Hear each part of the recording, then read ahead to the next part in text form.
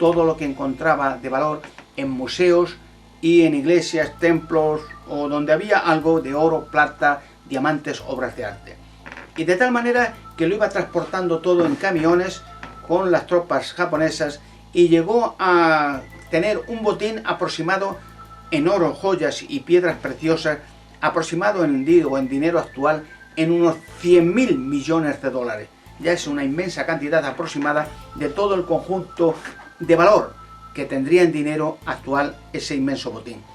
En el año 1945, como todos saben, el gobierno americano lanzó 2 bombas atómicas en 2 ciudades diferentes japonesas, Hiroshima y Nagasaki, con lo cual el emperador japonés Hirohito capituló y mandó a Yamashita la orden de capitular y entregarse a los americanos porque la guerra se había perdido. El general Yamashita, al ver que las tropas americanas se hallaban ya en camino hacia Filipinas, tenía que una opción: o enterrarlo todo en un solo lugar, cosa que sería problemática porque en un día futuro alguien casualmente por hacer una carretera, construcción o algo, lo hallaría, tirarlo todo al mar, devolverlo, sobre eso desde luego no lo iba a devolver, y se le ocurrió una idea luminosa, una idea o una forma o una fórmula por la cual con un plano de Filipinas del año 1945 podía enterrar sin ninguna señal en ese plano, en ninguna marca, en todo el territorio filipino, un territorio inmenso donde se encuentran más de 6.000 islas, o sea, un territorio selvático, muchas zonas incluso inexploradas, donde podía enterrar todo el botín acumulado y de una manera sistemática, sin ningún tipo de señal, de una manera perfecta. De tal manera que cogió oficiales kamikazes que tenía bajo su servicio y con prisioneros filipinos iba enterrando botín tras botín en paquetes de una medida bastante grande, y a los prisioneros que hacían los enterramientos los fusilaban. Cuando enterró todo el inmenso botín, lo enterró en más de 150 lugares diferentes en todo el territorio filipino. La última orden que dio el general Tomoyuki Yamashita fue a los oficiales kamikazes que se estrellasen en una última forma de suicidio contra los barcos americanos que con el general MacArthur, que vino de Australia para recuperar o invadir de nuevo Filipinas, se estrellasen contra los barcos americanos antes de entregarse.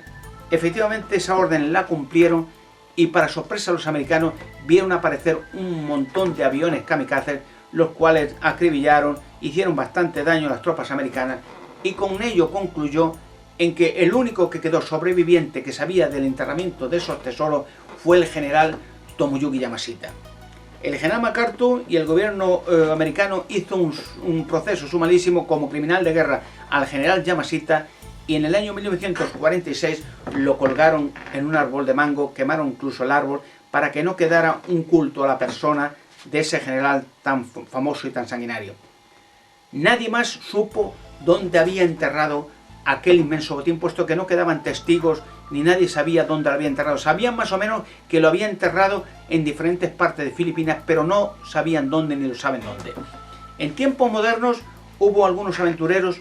Uno de ellos fue un ex general americano que se llama John Sinclair, que trabajó con el teniente coronel Oliver North en cierta venta de armamento para Irán, Irak, en aquella guerra. Y entonces este general John Sinclair pidió permiso a la presidenta Cory Aquino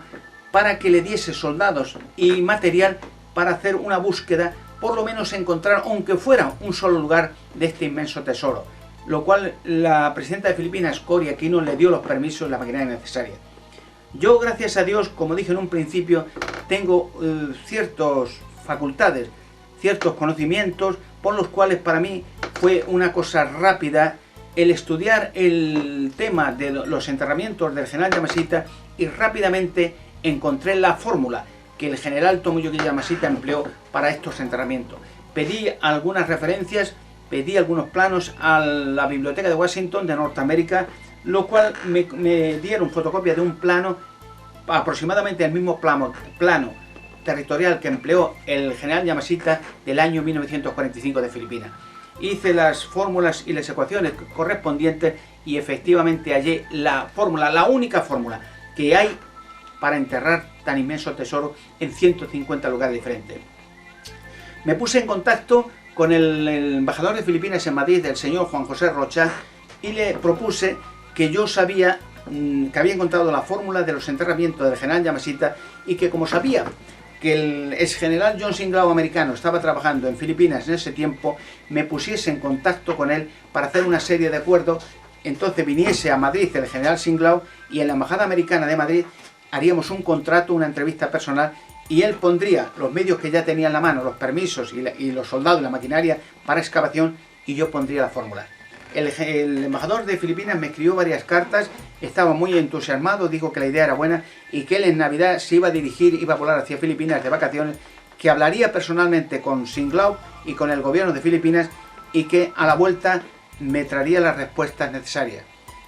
Efectivamente, cuando volvió el embajador de Filipinas me escribió y me dijo que no, que Singlao ya no estaba en el asunto, pero que si quería yo que el gobierno de Filipinas trabajase en ese descubrimiento conmigo, le tenía primero que mandar la fórmula. Entonces él la llevaría allí al gobierno de Filipinas, harían la excavación y las pruebas necesarias, y si todo concordaba ya me mandarían llamar, cosa que yo le negué rotundamente. Dije que ese no era el plan mío y que no me fiaba de nadie en un asunto en que hay invertidos 100.000 millones de dólares. Y más reciente como estaba en aquel tiempo el exdictador de Filipinas, Ferdinand Marcos, Imelda Marcos, y toda aquella camarilla de ladrones y sinvergüenza que habían expoliado y explotado Filipinas enteras.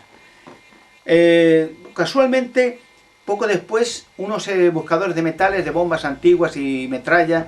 detectaron un lugar con un detector sencillo de metales, y pensando que sería algo de bombas